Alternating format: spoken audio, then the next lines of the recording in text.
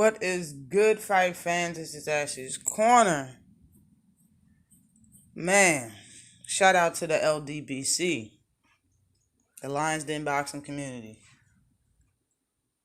Man, I had to come back on here to talk about something that I believe I've touched on, but it's showing. It's coming through Shawn Porter's pores, man. I see it seeping through, and congratulations, Shawn. You finally made it to the big screen. Remember in some type of interview, he was saying that, hey, if you don't have money to pay for the fight and pay-per-view, go to the movies. The movies. It is in the movie theater. I don't want to hear just like what y'all said about Spence and Garcia. Oh, those Garcia's fans. This is not Shawn Porter's fans. I repeat, if the fight sells out, if it does big numbers on pay-per-view, it's not mostly Shawn Porter's fans. Of course, Shawn Porter got fans. Of course, they're going to be in the building. Of course, they're going to pay for the pay-per-view. But I do not want to hear the same shit that y'all was saying about Mike Garcia is mostly his fans. How the fuck? No, it's not. And most definitely not with this fight. Okay? Shawn Porter does not have half the star power. But at the same time, he's sitting there talking about LeBron James and a bunch of stars that's from his home city. Or his hometown, or his home state, whatever. They're going to come and watch me. They're going to watch the fight, bruh. Ain't nobody coming to see you, Otis. They coming to watch the fight, all right? They're not coming just to see you, all right? And yeah, you made it to the big screen. You made it to the movie theater. But how long did it take you? You've been fighting for over 11 years. You've been fighting in 4 different weight classes. You started at 168. You fought at 160, fought at 154. Now you're at 147. You've never had a pay-per-view. You've never been on a big screen. This is his second fight about to be pay-per-view. The Mike Garcia fight was in the movie theater. Y'all need to shut up with all of that. We did this and we did that. Your father don't deserve no credit. We already established, and he already said it. Both Derek James and Earl Spence already said it. You didn't train him. You did not train Earl Spence. You deserve no credit for anything that Earl Spence has accomplished in his career. You need to work on your own son. It's been over 11 years, and this is his first pay-per-view. And then talking mad cheese, all that disrespect you talking, the fuck out. If it wasn't for Earl Spence, your ass would still be somewhat of an A-level fighter. Your ass would be a regular TV fighter for your entire career.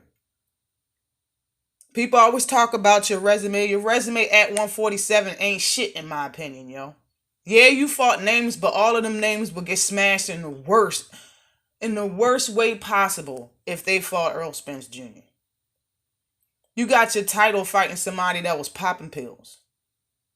People say you got your title fighting Devin Alexander. He was a pill popper. Okay? I don't know when he was popping them, but I think he stopped fighting a year after he fought Shawn. So what does that tell you? Paulie Malignaggi got a 14% knockout rating. Pedal fisted. Your 2 best names on your resume, you lost to. You lost to Danny. You lost to Keith Thurman. In my book, the top 5 is, and it's not in this order, but it's Pacquiao, it's Bud, it's Spence, it's Keith, it's Shawn. Since Danny lost to Shawn and Keith, he's number 6. So out of the top people, who the hell did you fight? This boxing is, like you said, or what have you done for me lately, sport? Who have you fought for real? I don't care, who have you really fought for real? Those names are old as shit, man. They ain't nothing compared to the competition right here, right now, which is Bud and Earl Spence Jr. And since you ain't fighting Bud, I don't think you're getting the Manny Pacquiao fight. After today, your record won't be the best. I'm sorry. After Saturday, I don't believe Shawn Porter will have the best record because he's gonna have this loss on his record as well. All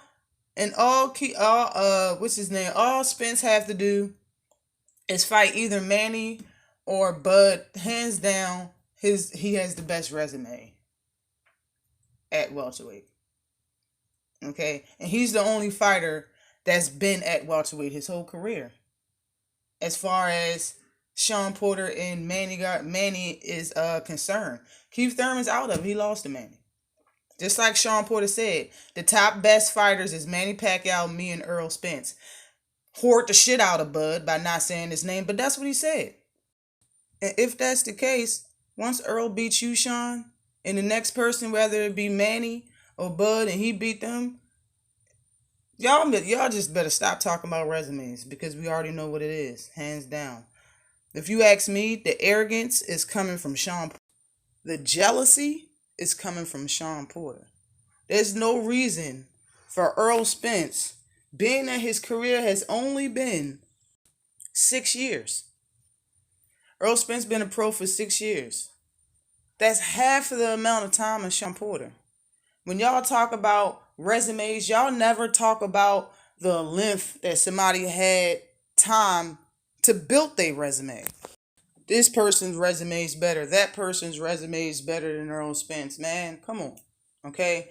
Unless your name is Lomachenko, you don't get top fights in the first three to five fights. You don't get that. But the man has been pro for half the time as Shawn Porter, Keith Thurman, probably Danny Garcia, and fucking Bud. But nobody seems to want to talk about that. He's only been pro, when y'all was talking about his resume, he was pro for 5 years. Everybody else doubled that. So that doesn't matter. So if I start today and you started 5 years ago, can you talk about my accomplishments to yours? Is it even fair? But what's going to, in 11 years, matter of fact, in 5 more years, what's Earl Spence's resume going to look like? I rest my case, bruh. Always like and subscribe to the channel. Peace.